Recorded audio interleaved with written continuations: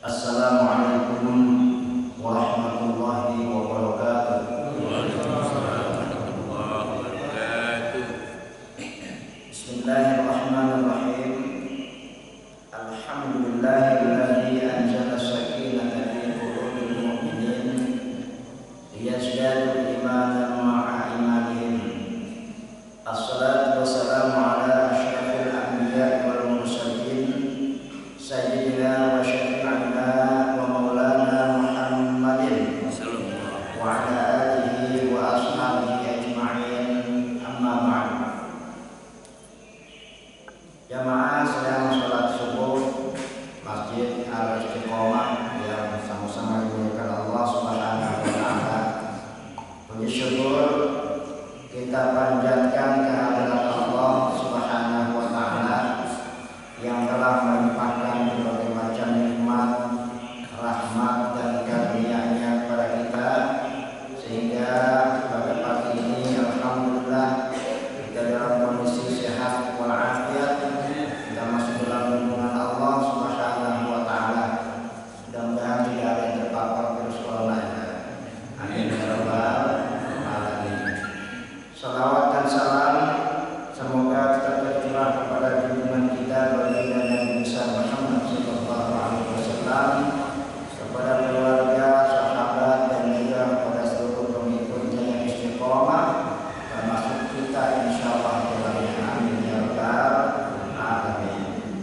Jamaah yang dimuliakan Allah Subhanahu wa taala, sesuai dengan flyer yang sudah tersebar, tema kajian kita pagi ini adalah tentang berakhlak kepada Allah Subhanahu wa taala. Akhlak itu dari segi objeknya terbagi menjadi tiga. Ada akhlak kepada Allah Subhanahu wa taala, ada akhlak kepada manusia, dan ada akhlak kepada alam.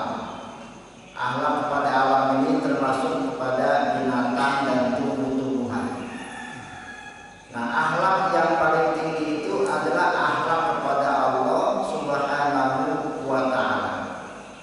Artinya apa berakhlak kepada Allah? Artinya kita bersikap baik kepada Allah Subhanahu wa taala dalam segala hal. Jadi kalau kita tidak mampu bersikap baik kepada Allah, berarti kita belum berakhlak kepada Allah Subhanahu wa taala. Dan sikap baik itu nanti diwujudkan dalam bentuk perbuatan atau dalam sebuah sikap, ya. Nah, apa saja itu akhlak kepada Allah Subhanahu wa taala? Yang pertama, bentuk akhlak kepada Allah Subhanahu wa taala itu adalah takwa kepada Allah. Bertakwa, kita sangat sering sekali mendengar istilah takwa, ya, terutama bagi laki-laki yang setiap hari Jumat itu sholat Jumat, khotib selalu berwasiat agar senantiasa meningkatkan ketakwaan kepada Allah Subhanahu wa taala. Betul ya? Nah, takwa itu sendiri apa?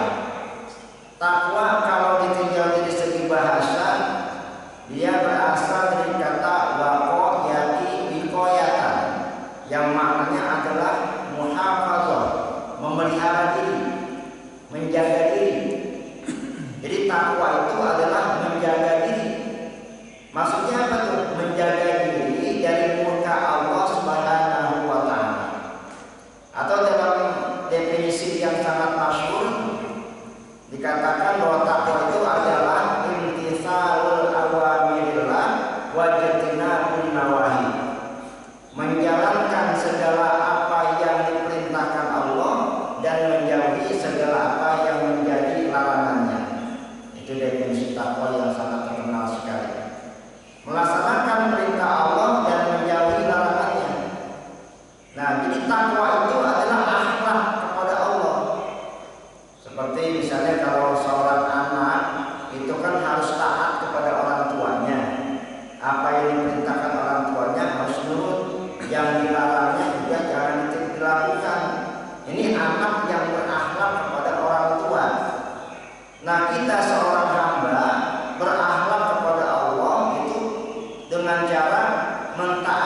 perintah Allah dan menjauhi apa yang menjadi larangannya.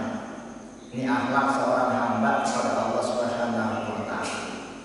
Jamaah sekalian yang dirahmati Allah Subhanahu wa taala, kedudukan takwa ini sangat penting. Karena bagaimanapun juga keimanan ini tidak akan banyak artinya kalau tidak dibarengi dengan ketakwaan.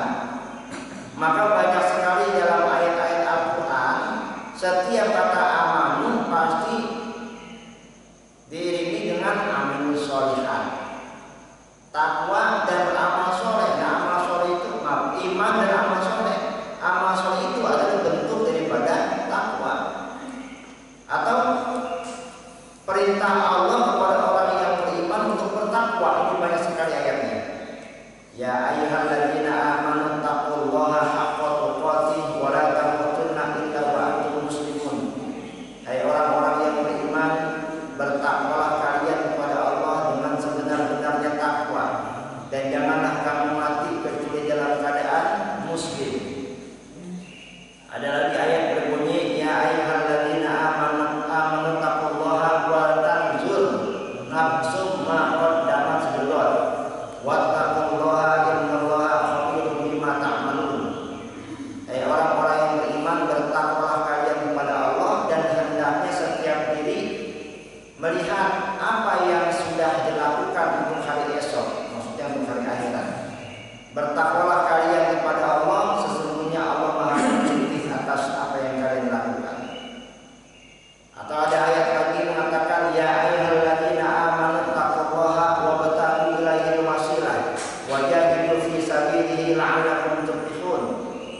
Hai orang-orang yang beriman, bertakwalah kalian kepada Allah dan carilah jalan-jalan yang mengarahkan kamu untuk menuju ketakwaan itu, dan berjihadlah kalian di jalan Allah agar kalian memperoleh keberuntungan.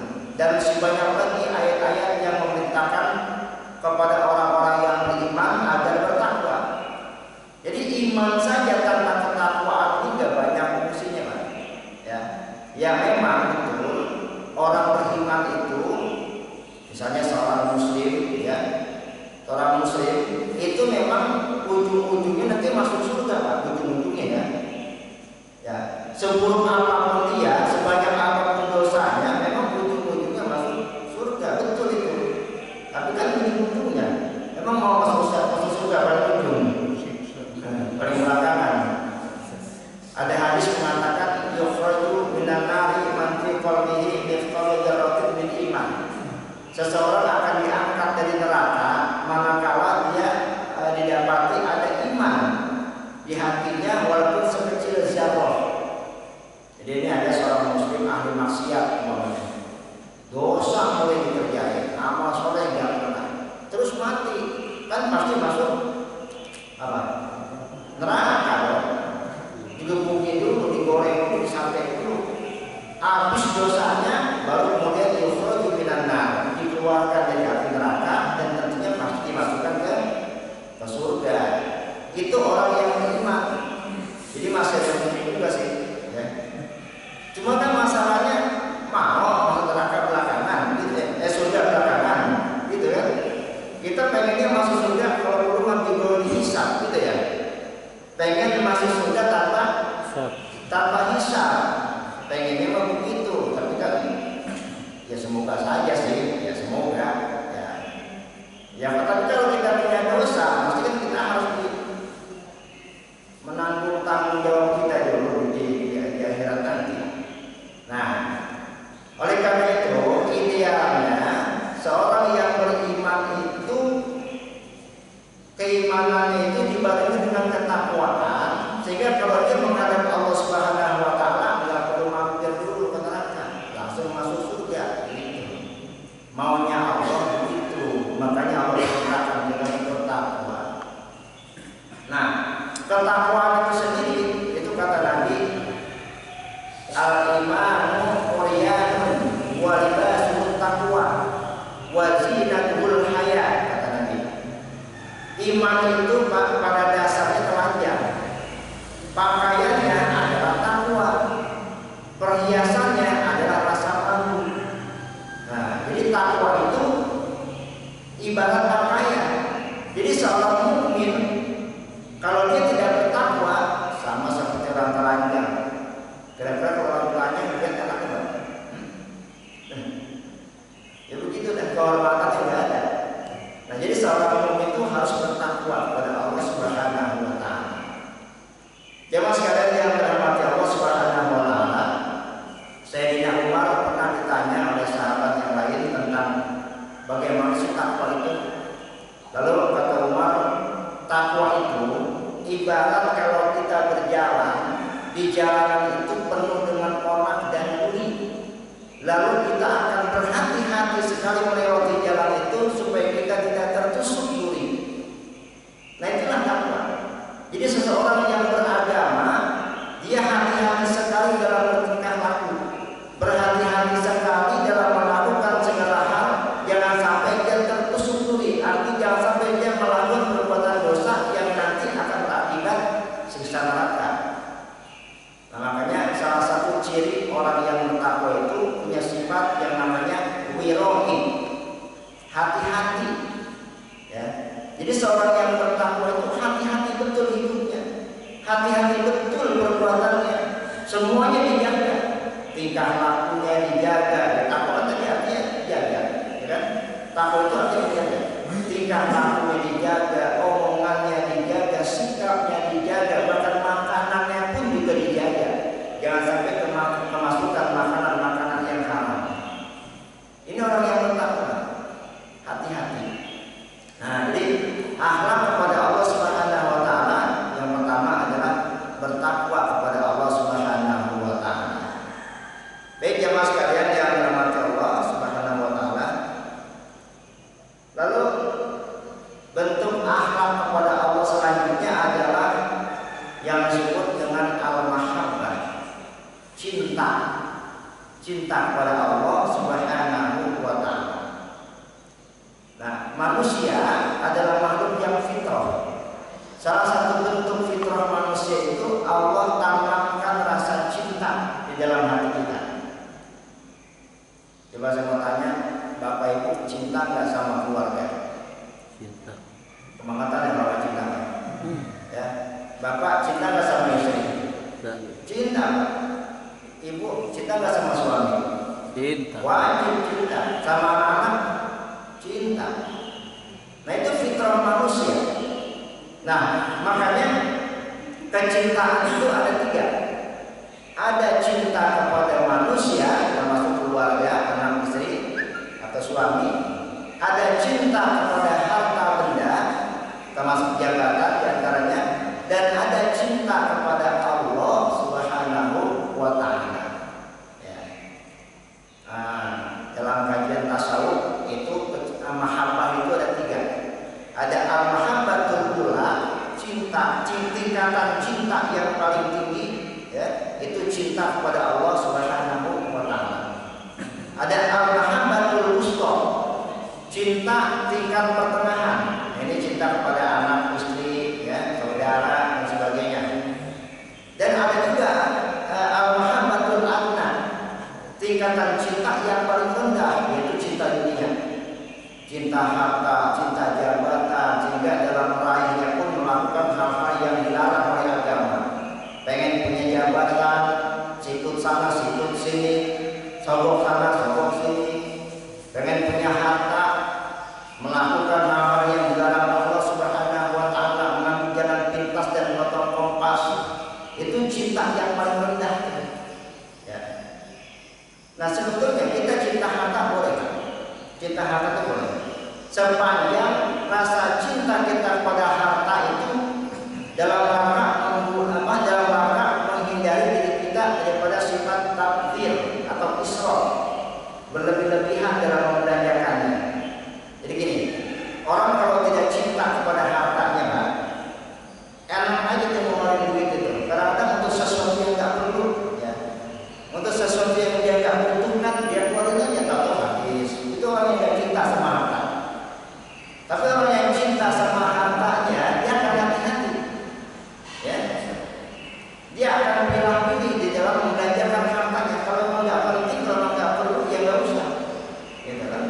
Islam itu kan mengajarkan sikap sederhana, gitu ya. Nah, itu rasa cinta yang mungkin termasuk al-mahabbatul wusta, ya, rasa cinta dalam tingkat pertengahan. Tapi kalau rasa cinta kepada harta itu membuat dia menjadi hukum dunia, membuat dia menjadi melakukan pelanggaran-pelanggaran agama, ini masuk juga al-mahabbatul adna, cinta tingkat yang terendah. Nah, kita harus bisa memanage rasa cinta kita, mana yang harus kita prioritaskan. Cinta kepada harta boleh, cinta kepada keluarga boleh, karena harus. Tapi ada cinta yang harus lebih kita prioritaskan lagi, yaitu cinta kepada Allah Subhanahu wa Ta'ala. Kenapa? Karena Allah begitu cinta kepada kita. Allah itu cinta sama kita. Kalau Allah nggak cinta sama kita, Allah nggak akan menurunkan syariat. Betul. Allah itu menurunkan syariat itu karena Allah sayang sama kita. Kita nggak boleh begini, nggak boleh begitu. Itu bukan berarti Allah itu pengen kita hati, bukan. Tapi semua itu karena sayangnya kepada kita. Kita dilarang berzina karena menghasilkan penyakit AIDS umpamanya, banyak mudaratnya. Dilarang minum minuman keras itu karena banyak mudaratnya. Semua perbuatan maksiat yang dilarang Allah Subhanahu wa Ta'ala pasti akan mendatangkan mudarat. Begitu juga ketika Allah memerintahkan kita melaksanakan sholat, itu supaya apa? Sehat jasmani dan rohani.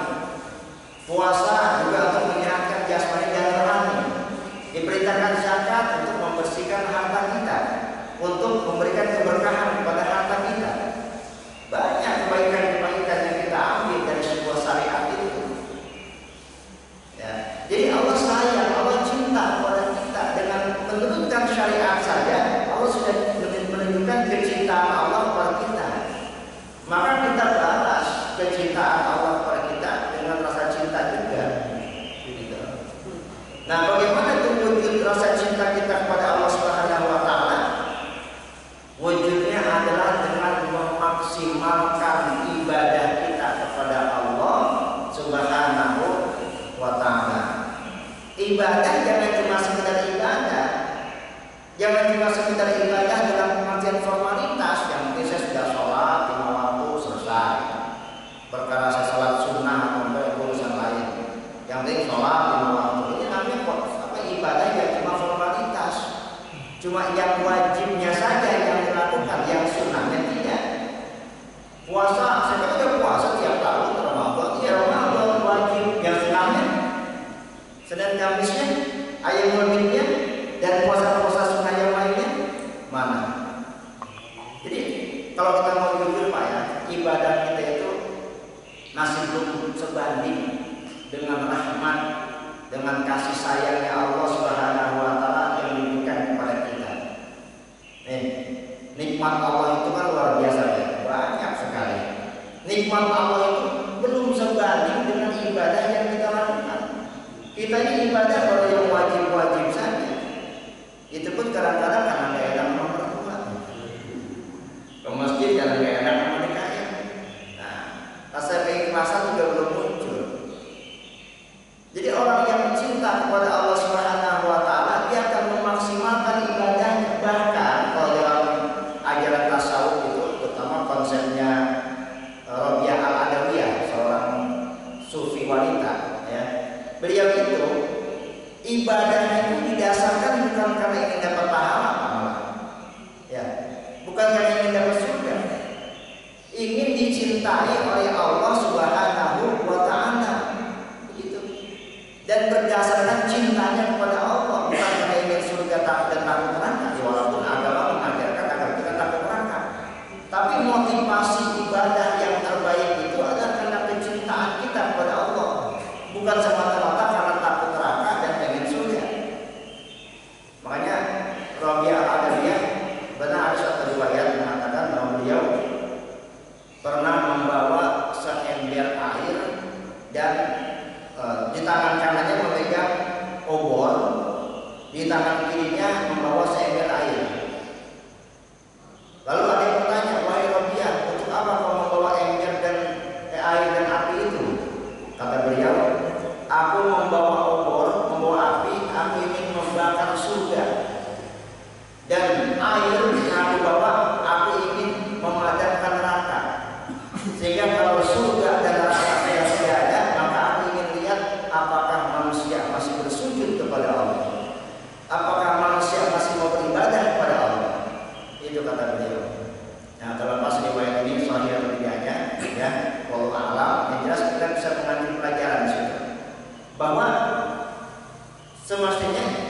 motivasi ibadah kita kepada Allah Subhanahu wa taala jangan cuma karena surga dan takut neraka, tapi karena cinta kepada Allah. Makanya dia pernah mengatakan begini, ya Allah, andai kata selama ini aku beribadah kepadamu karena ingin surgamu, maka berikan surga itu kepada orang lain.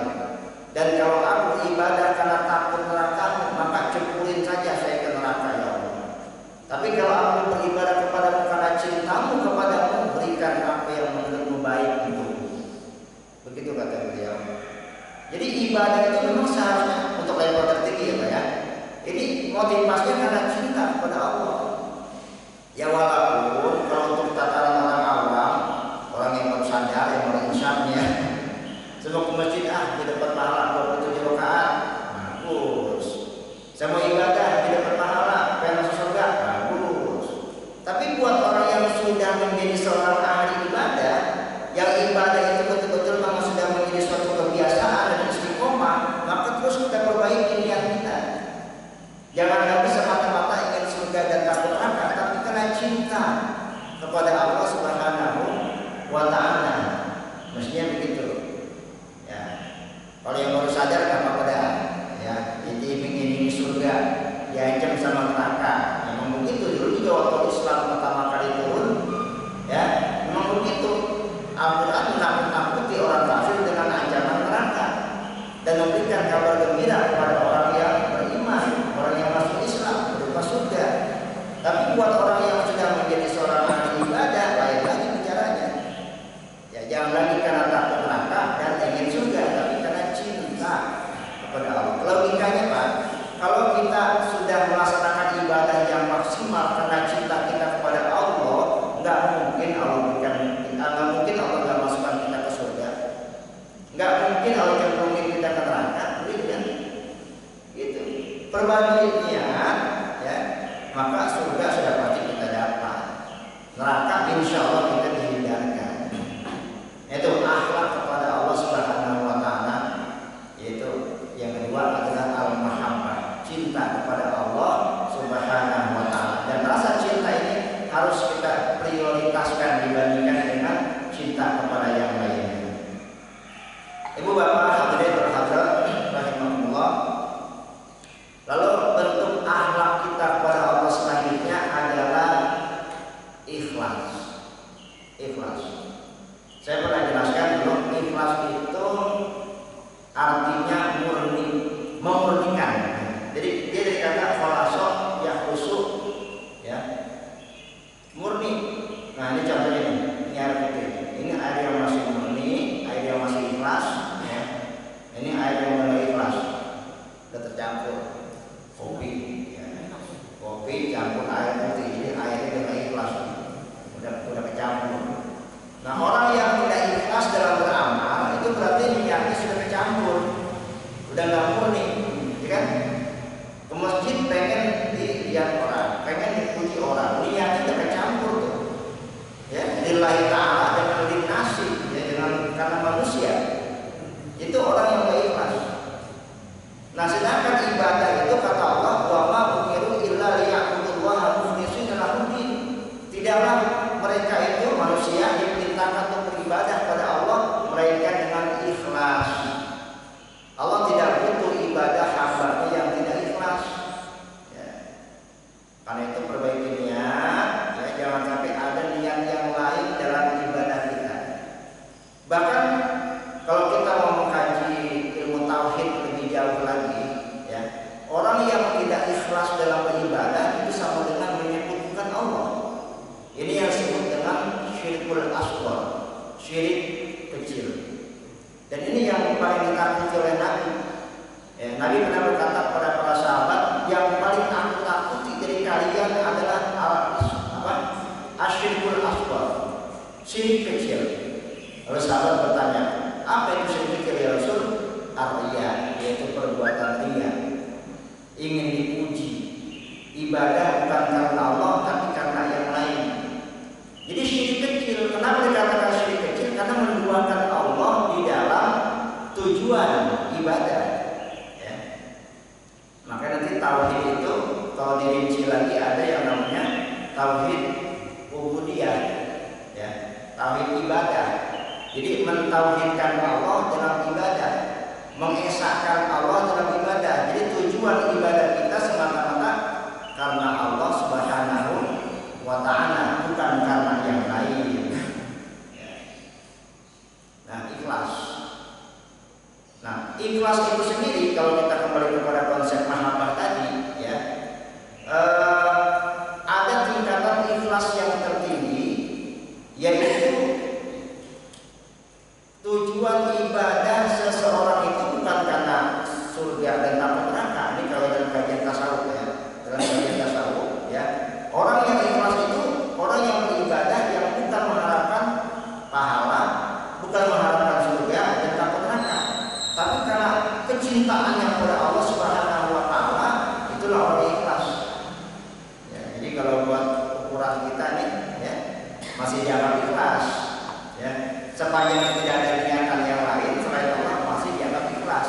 Tapi kalau untuk level yang paling tinggi, seorang sufi, keikhlasan itu tidak berhenti sampai di situ. Tapi ketika dia tidak mengharapkan surga, tidak karena takut dimasukin ke neraka, tapi karena kecintaannya kepada Allah Subhanahu wa ta'ala, itu baru ikhlas menurut sufi. Ya, kita berarti belum nyampe ke sana. Ya, minimal buat kita jangan ada niat yang lain selain Allah Subhanahu wa ta'ala. Itu aja deh. Ya. Jamaah sekalian yang dirahmati Allah Subhanahu wa ta'ala. Lalu bentuk akhlak kepada Allah selanjutnya adalah sikap tawakal.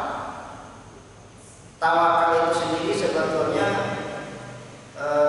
bentuk fi'il amr, ya. Karena jadi kata tawakala, ya tawakal, tawakulan.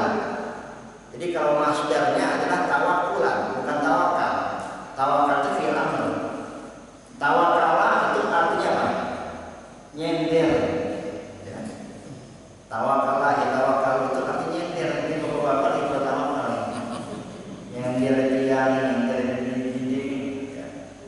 Maksudnya adalah menyandarkan diri kepada Allah Subhanahu wa ta'ala. Jadi orang Arab, nah, kalau bilang tawakal itu bukan tawakal, tawakul. Ya, karena memang masdarnya tawakul. Gitu. Sama seperti tafakur, tadabbur, nah, satu wazan, ya. Tadabbur, tafakur, tafakul, tawakul.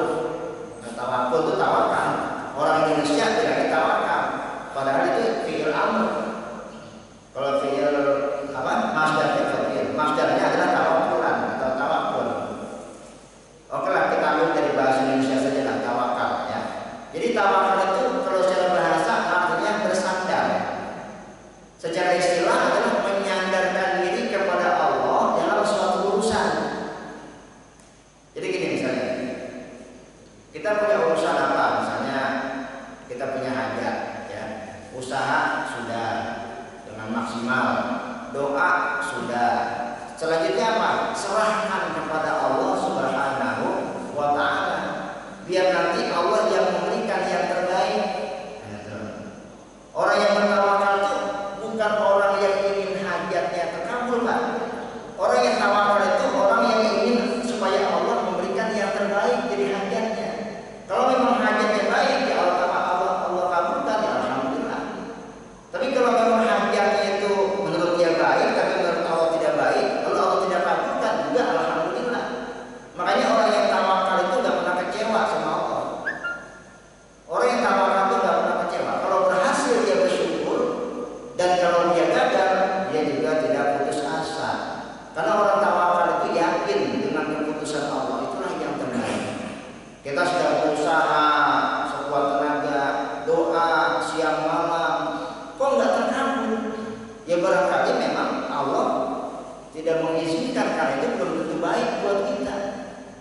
Kan bedanya gitu, ya, keinginan kita dengan keinginan Allah kadang-kadang beda. Keinginan kita itu kadang-kadang berdasarkan hawa nafsu, tapi keinginan Allah itu yang terbaik yang Allah berikan pada kita. Gitu.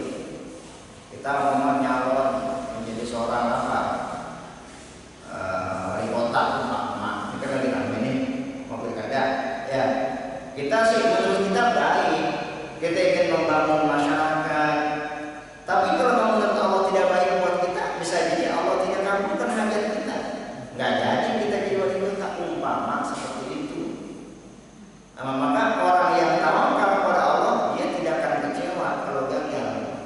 dan juga tidak sombong kalau berhasil, karena semua yang diberikan Allah Subhanahu wa taala itu berdasarkan pertimbangan yang terbaik untuk hambanya. Nah, lalu ada satu hal yang harus kita pahami, bahwa tawakal itu harus disertai dengan usaha maksimal. Jangan ujung-ujung kita serahkan sama Allah, tapi nggak ada usaha, ya bohong namanya. Yang namanya tawakal itu ada usaha maksimal dulu. Nah, makanya sekarang kita kan masih diuji oleh Allah berupa wabah COVID-19, ya kan? Dan kita tawakalan nggak usah pakai masker, ya salah. Ya, tawakalnya salah. Makanya itu Nabi pernah melihat ada sahabat mau masuk masjid, kudanya nggak diikat, main masuk masjid aja, dipanggil sama Nabi, ya pulang, kamu sini kamu, kenapa nggak ikat kuda kamu?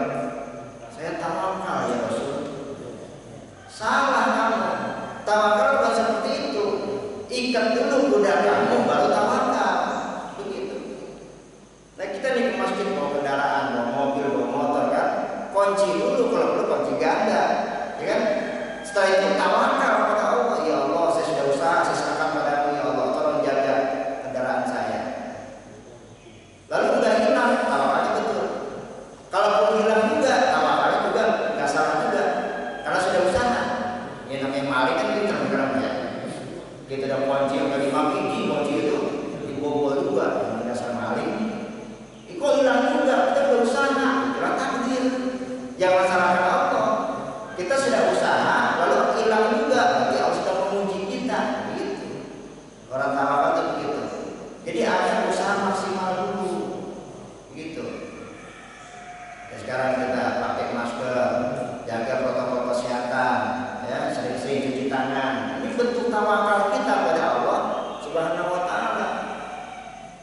Kalau nggak ada usaha dulu, ya bukan tawakal, tapi pasrah. Pasrah dengan tawakal beda. Kalau pasrah itu beda, itu orang pasrah, nggak ada usaha. Tapi orang tawakal ada usaha, bahkan maksimal usahanya. Nah, orang beriman begitu, ya. Makanya Allah cinta kepada orang yang tawakal. Innallaha yuhibbul mutawakkilin. Allah cinta kepada orang-orang yang tawakal. Baik, ini bentuk akhlak kita kepada Allah, tawakal dalam setiap urusan. Kemudian bentuk akhlak kita kepada Allah Subhanahu wa taala selanjutnya adalah mensyukuri setiap nikmatnya. Ya, sama seperti kita berakhlak kepada manusia. Kalau kita diberikan sesuatu, kita berterima kasih. Ya, dan bukan cuma dengan ucapan saja tentunya. Berterima kasih yang baik itu bukan cuma makasih ya itu aja, tapi balas kebaikannya. Itu orang yang berterima kasih, itu orang yang berakhlak kepada manusia. Nah, Allah Subhanahu wa taala tadi sudah saya katakan, kurang apa Allah bersama kita. Nikmat sudah Allah berikan dengan tidak terhitung. Wa in ta'uddu ni'matallahi la tuhsuha. Kalau kamu mau menghitung nikmat Allah, kamu tidak akan sanggup untuk menghitungnya. Contoh, dalam satu hari ini berapa kali napas kita berhembus? Pernah ngitungin enggak? Kali kita iseng-iseng itu 1, 2, terus sampai malam. Enggak kayak itu. Detak jantung kita, denyut nadi kita berapa kali itu? Masya Allah, kalau dihitung itu mungkin ribuan kali ya. Saya sih nggak pernah hitung. Walaupun ada teorinya, cuma saya lupa atau berapa kali itu. Yang jelas nggak terhitung. Ya, itu nikmat Allah baru berupa denyut nadi, detak jantung, hembusan nafas, belum yang lainnya kan. Tiap hari kita makan nggak? Makan nggak? Oh nambah. Makan, ya, mulai dari ngopi, sarapan pagi, makan siang, sore jajan bakso, malam masuk makan lagi, gitu kan? Itu nikmat Allah tuh nggak putus-putus Allah berikan pada kita. Nah, Allah cuma minta satu pada kita, fadkuruni adkurkum washkuruni wala takfurun. Ingatlah kalian kepadaku, maka aku akan ingat pula kepada kalian. Dan bersyukurlah kalian atas nikmatku, dan jangan sekali-kali kalian kufuri nikmatku itu.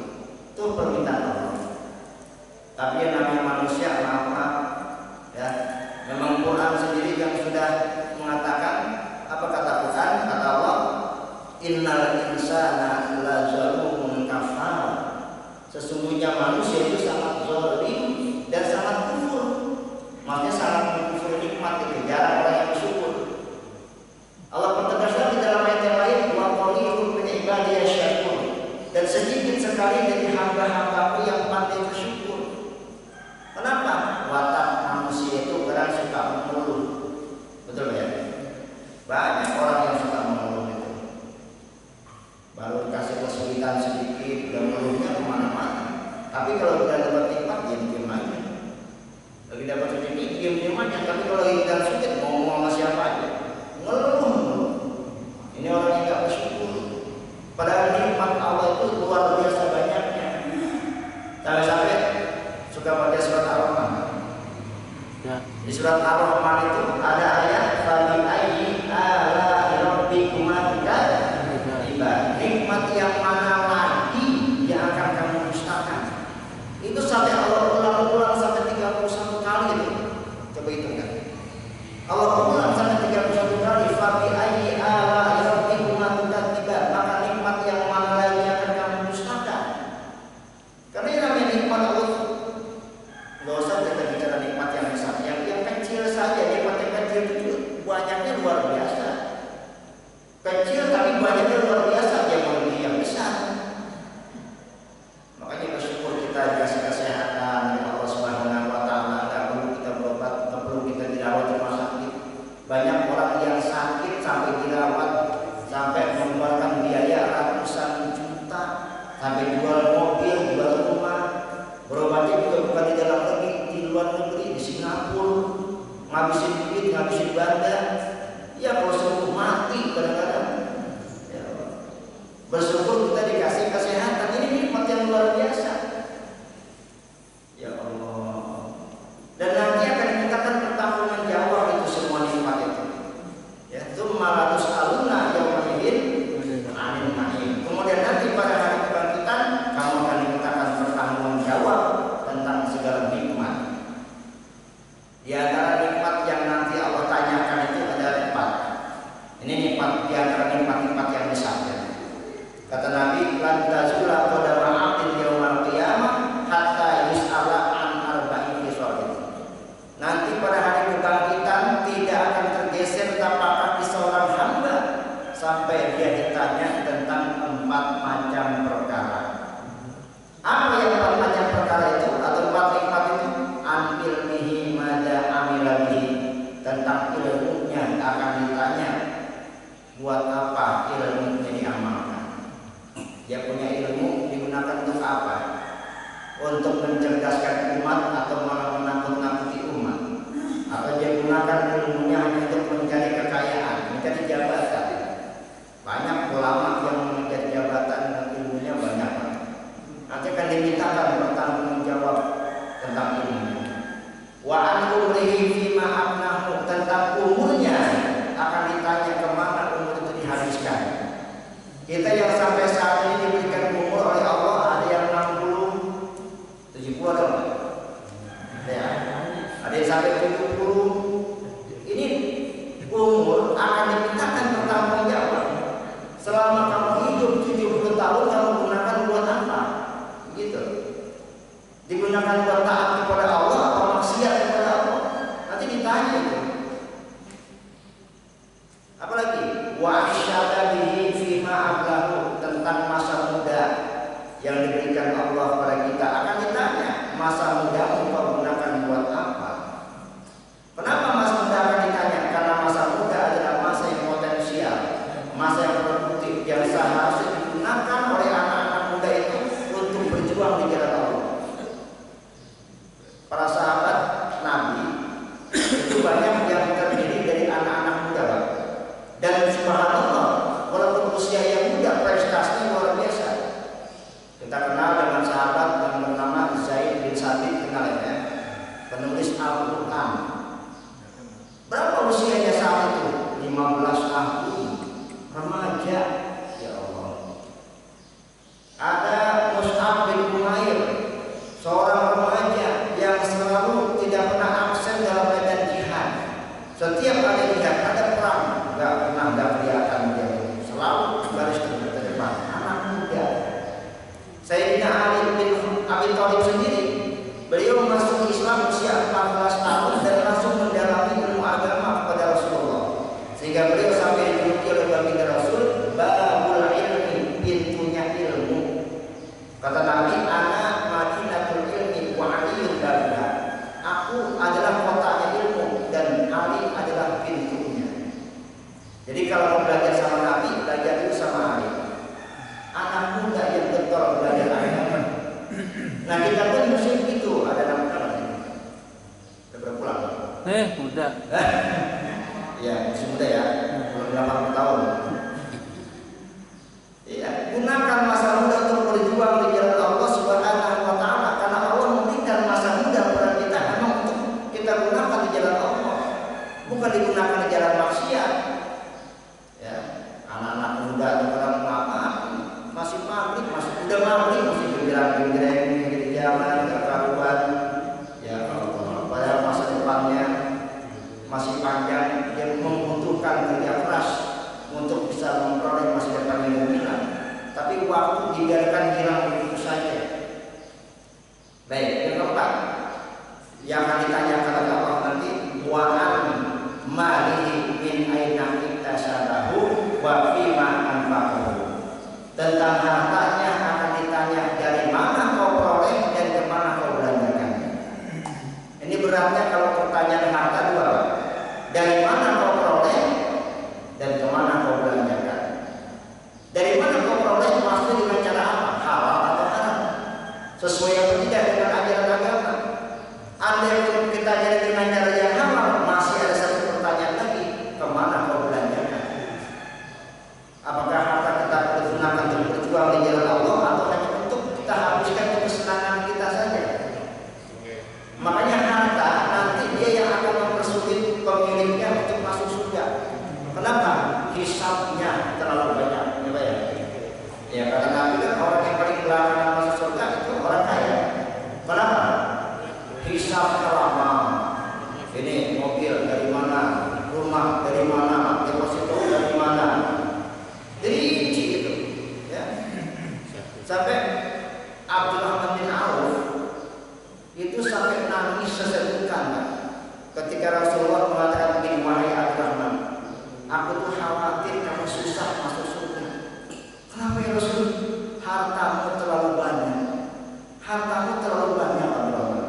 Langsung Abdurrahman nangis sesedukan luar biasa. Bayangin coba orang kaya nangis. Kalau kita nangis sudah bagian. Orang kaya nangis kenapa? Takut susah masuk surga. Ya Allah. Nah, jadi harta itu nanti akan dimintakan pertanggungjawab oleh Allah Subhanahu wa taala. Nah, maka kita syukuri nikmat itu secara benar. Bagaimana cara bersyukurnya? Imam Al-Ghazali mengajarkan ada 3 cara. Asyukru bil qalbi, syukur dengan hati, asyukru bil lisan, bersyukur dengan ucapan, dan asyukru bil arkan, bersyukur dengan perbuatan. Syukur dengan hati artinya apa? Mengakui bahwa nikmat ini datang dari Allah. Kita sukses, kita kaya, kita punya jabatan, ini pemberian dari Allah, bukan cuma berdasarkan kerja keras kita saja, tapi ada unsur Allah yang lebih menentukan. Kita akui itu. Jangan seperti Qarun, ketika ditanya, Qarun, hartamu kau dapat dari mana? Oh, ini hasil kerja keras saya dan tidak ada hubungannya dengan Tuhan. Tidak ada hubungan dengan Tuhan, ya Allah. Nabi Sulaiman saja yang manusia terkaya dari zaman Nabi Adam sampai kiamat itu cuma Nabi Sulaiman kan? Beliau ketika ditanya juga apa? Ada min fadli Rabbi, ini adalah karunia Tuhanku. Dia buani asykur aku untuk menguji aku apakah aku bersyukur atau kufur. Nabi Sulaiman orang terkaya sedunia masih dibilang ini ada pemberian dari Allah, karunia Tuhanku untuk menguji aku. Jujur sekali. Karena memang kekayaan itu hakikatnya ujian kan? Walaupun dia nikmat, tapi juga dia berfungsi sebagai ujian. Diuji kita dengan kekayaan kita. Qarun ketika dia miskin, itu miskin kan? Diuji oleh Allah lulus sabar banget. Tapi ketika dia sukses sedikit terus naik sampai kaya raya, dia lupa. Jadi begitu diuji dengan kekayaan dia lulus. Awas hati-hati.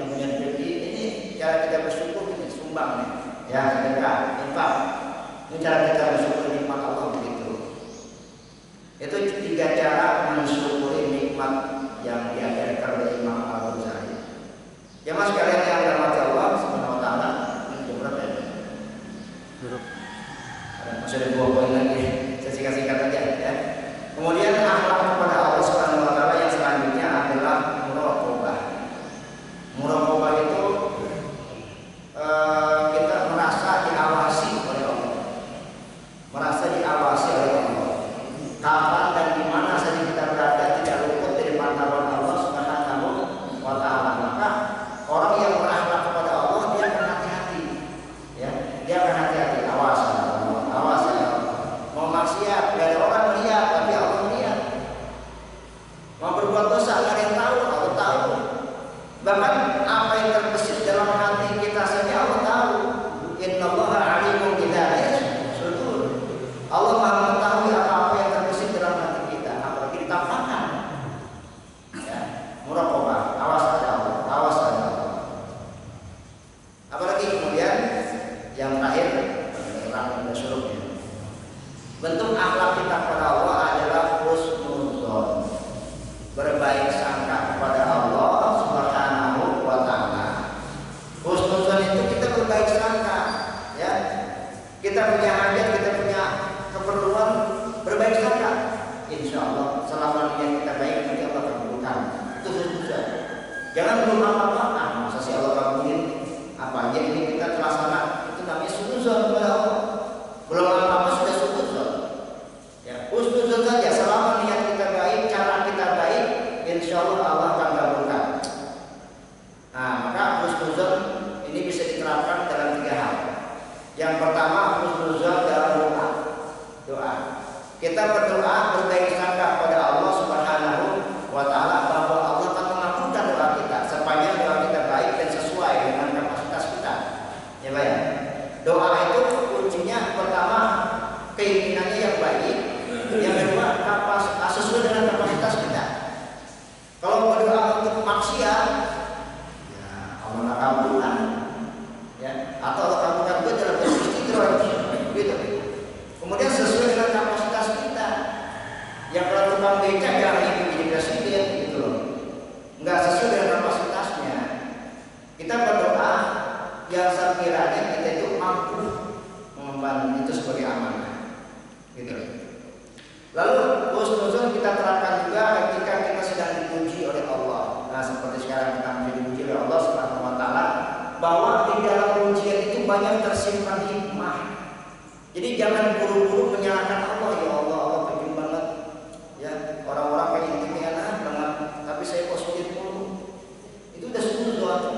Padahal bisa jadi di balik kesulitan kita, di balik kemiskinan kita, Allah sedang menjaga kita. Kalau kita kaya bisa jadi kita sombong. Kalau kita kaya bisa jadi kita lupa pada Allah. Tapi ketika kita sedang sulit, kita miskin, kita dekat sama Allah Subhanahu wa taala. Itu nilai-nilai kebaikan yang Allah berikan di balik pujian itu. Jadi tidak ada yang sia-sia dalam pujian yang Allah berikan, pasti ada hikmah. Untuk kita husnudzon kepada Allah, berbaik sangka kepada Allah. Yang ketiga, husnudzon di dalam usaha. Ya, kita punya usaha,